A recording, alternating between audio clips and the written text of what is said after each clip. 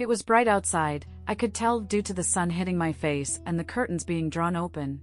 Yet I couldn't care, every cell in me felt numb. I had woken up in the late hours of the morning due to a devastating nightmare, one I wished would have remained as such, but the reality of everything and what I had lost came slapping me in the face. I wiped the tears off my face as I continued to gaze out of the window into nothingness, feeling void. A part of me keeps asking myself why I am mourning a child I had no idea existed until a few hours ago, a child whose existence and demise were unknown to me until last night. Yet it didn't stop the ache in my heart, knowing the truth felt like I had lost a part of me. I hated myself for being happy all this time without realizing the poor soul that had lost its chance of seeing the wonders of the world, all because I was too dumb to notice I had been pregnant, and how careless I had been in not just taking care of myself, but trusting the wrong people.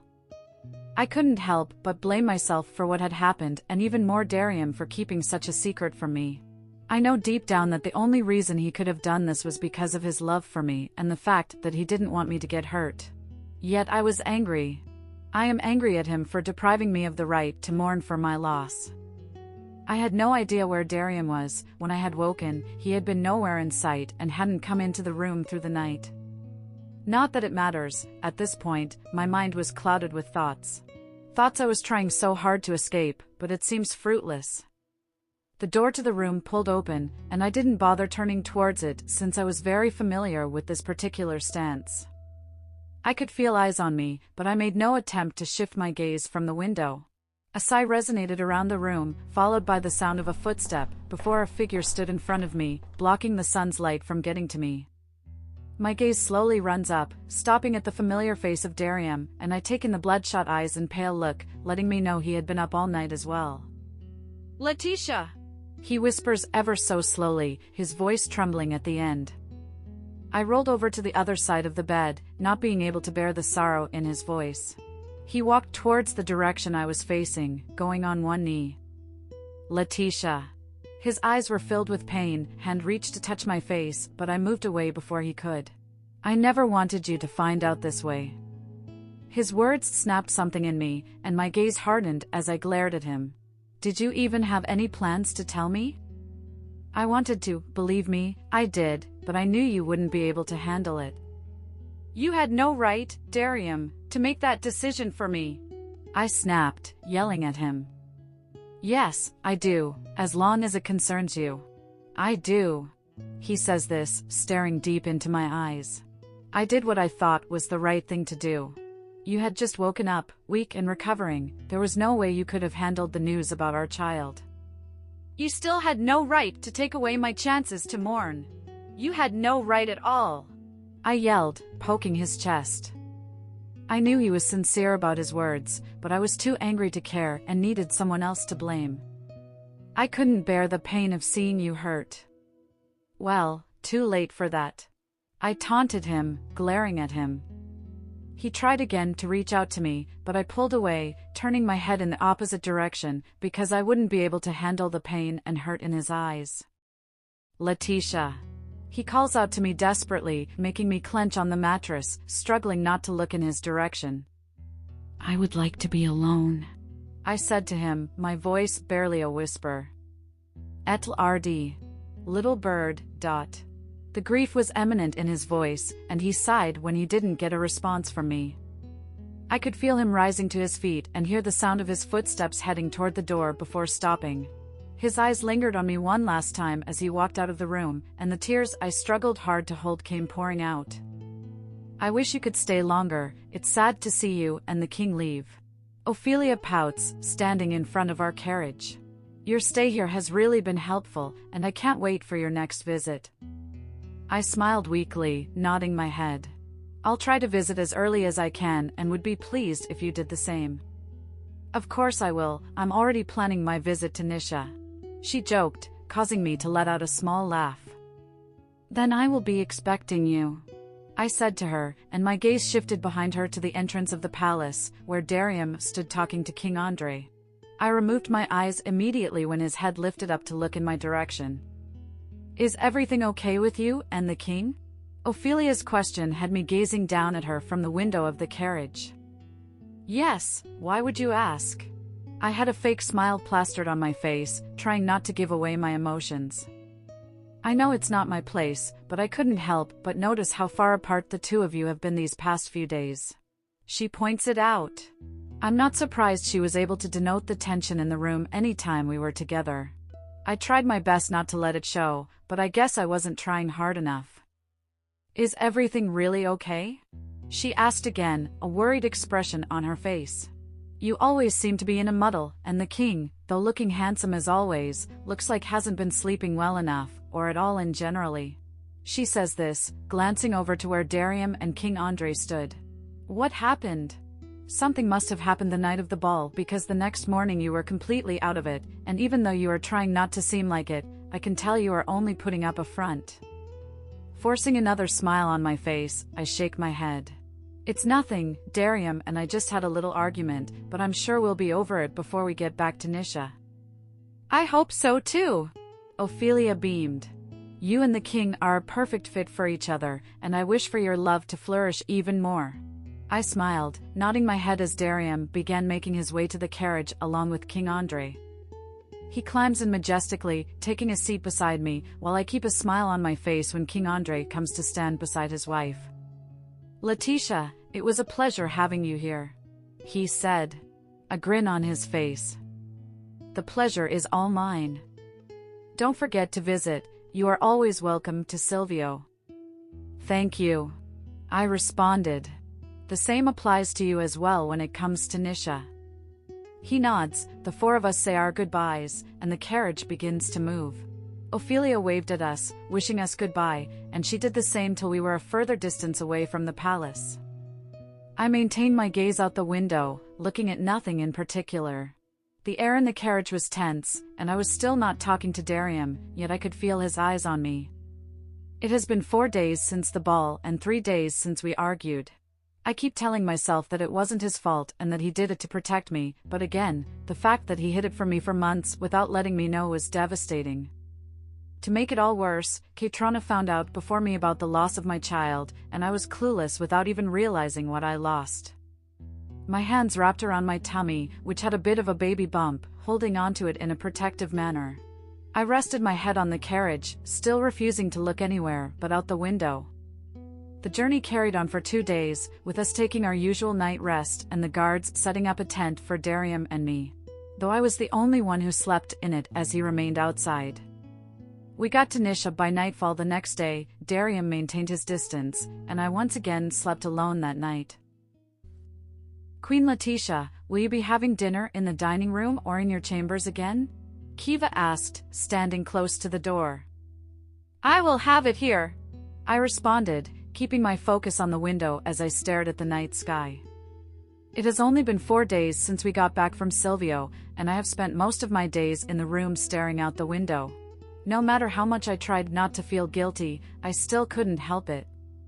Taking a deep breath, I breathe in the fresh air of the night, wrapping my hand over my body to warm my skin. You know what, Kiva, I think I will have dinner in the garden. It's been a while since I went there. I'm glad you decided to step out of the room. I will get everything ready. She said this, walking out of the room. I remained in my spot in front of the window when the door opened and Gala walked in. I turned to glance at her briefly before returning my gaze to the night sky. I ignored the sound of her shuffling around the room, taking in another deep breath. A cloak was placed on my shoulders, causing me to turn back again to see Gala standing behind me with a small smile on her face. It is not wise for you to stand so close to the window on this chilly night with nothing but your nightwear, she scolds, fixing the cloak properly on my body. You could catch a cold, my lady, which isn't going to be good for you and the baby. You don't have to worry, I'm not going to fall sick, I say to her, walking away from the window. I can't help it, my lady. You have been down lately. I wish there was something I could do to help. I gave her a weak smile. Your being here is helpful enough, I said, making my way to the door and out of it. I'm not quite sure about that, Gala responded, letting out a sigh. This is all my fault, she mutters, making me stop on my track, and I turn to look at her. It's not your fault. You and Kiva need to stop blaming yourselves. They were very much aware of the reason for my depressed state, and Kiva had cried, begging me to forgive her, saying she had no other choice but to conceal the truth and was also blaming herself for what had happened. Gala was the same as well. I wasn't sure why she thought this was her fault since she wasn't here when the incident happened, but I guess she was feeling guilty because she wasn't there by my side. Either way, I didn't want any of them to blame themselves for something they had no control over. If anyone was to blame, it was me for not being attentive and vigilant enough and failing to notice that I was pregnant at that time. Placing a hand on Gala's shoulder, I shake my head. "It's not your fault, so stop blaming yourself," I said, but she only gave me a sad look, still not convinced. I sighed, resuming my walk to the garden. The hallway was quiet, with the sound of our footsteps echoing through the walls of the palace. We got to the garden in no time, and Kiva was already there with a table and chair placed at an empty spot close to the garden. A plate of Gaelic steak, filet steak with a mushroom whiskey sauce, was placed on the table. "Lady Letitia." Kiva bowed, taking out the chair for me to sit. The sweet scent of the flower overwhelmed my nostrils, calming my nerves, and the sound of the cricket singing was worth entertaining. I ate my dinner, taking in the scent of the flower and feeling a little bit more like myself. It wasn't long when I finished eating and Kiva cleared out the table, but I decided to stay a little in the garden because of how peaceful and calm it made me feel. My eyes were shut as I relaxed my body in my seat, feeling the cool air against my skin. I failed to realize another presence in the garden. It was only when I perceived the wonderful scent of wood and lavender that I opened my eyes to see Darium standing beside me. He didn't say anything, and he wasn't looking at me. His head was raised, and his eyes glanced at the night sky. I took this time to take in his appearance. His clean face was filled with his overgrown beards, his hair was longer than before, and his eyes looked even more pale, which broke my heart even more. He put his head down, turning over to glance at me, and I hurriedly looked away, not wanting to meet his gaze. I could feel his eyes lingering on me as I glanced down at my hands, fiddling with my fingers. He lets out a sigh, taking a deep breath before speaking. "How long do you plan on ignoring me, Letitia? How long do you plan on punishing me?" His voice sounded sad and desperate, yet I couldn't bring myself to meet his stare. His words were met with silence as I continued to ignore him. As much as I wanted to forgive him and understand him, I was still hurt. I felt like I was going to explode at any moment, and the only way that I could hold on was by directing my anger at him. Darium sighs again, not saying anything for a second. "You are right, I'm sorry. I shouldn't have kept it from you. It was wrong for me to take away your chance to mourn, and it was also wrong of me to have not told you instead of you finding out from someone else." He continues. "I admit it's not an excuse, saying the reason I kept it was because I didn't want you to get hurt again. Etl RD. Little bird, ... He calls out to me hopelessly. "It's not your fault what happened. As much as I can't bear to see you mad at me, your acting all cold towards me is like being stabbed repeatedly by a sword. What hurts me the most is the fact that you blame yourself for what happens." I shut my eyes, fighting back the tears. "Tell me what I need to do. What do you want me to do? I will do anything if it gets you to look at me and let me see those beautiful eyes of yours. I'm ready to do anything if it makes you let go of the guilt and smile again." Taking a long, deep breath, I put up every bit of courage and strength I could gather before peeling open my eyes. My head shot up to meet him, and he sank in a breath when my eyes met his, letting out a breath of relief. A smile began to grow in his face, but was immediately wiped off when he saw the blank look and glare in my eyes. "You said you would do anything?" I asked, and he nodded in response, gulping. "Anything you want. Give me space.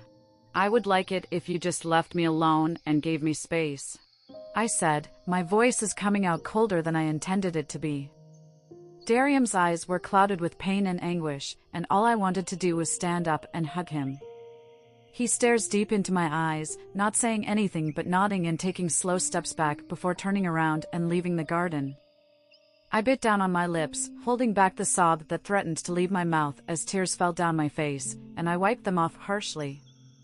The last thing I wanted to do was hurt him. I wanted to fall into his embrace and cry in his arms. Yet I couldn't. I couldn't allow myself such pleasure. I couldn't look at him knowing he had kept such a secret from me. I was very certain that these past few weeks were going to be tough on both of us, and I wasn't certain if we were ever going to move past them. Not when I felt betrayed by him. Not when it feels like my heart is being ripped into tiny pieces. I felt a warm blanket wrapped around my body, causing me to turn back, staring into Gala's sorrowful eyes. I burst into tears, resting my head on her shoulder. "I don't know what to do, Gal," I muttered, my face stained with tears. "You are hurt, which is understandable." She says this, wrapping a hand around my shoulder.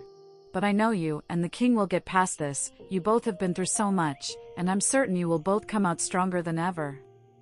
"You think?" "I know, Lady Letitia." She says it with such certainty. I let out a sigh, both of us not saying a word as we took in the beauty of the night. All I could do was hope that we both got through this, but right now I wasn't as certain as Gala was.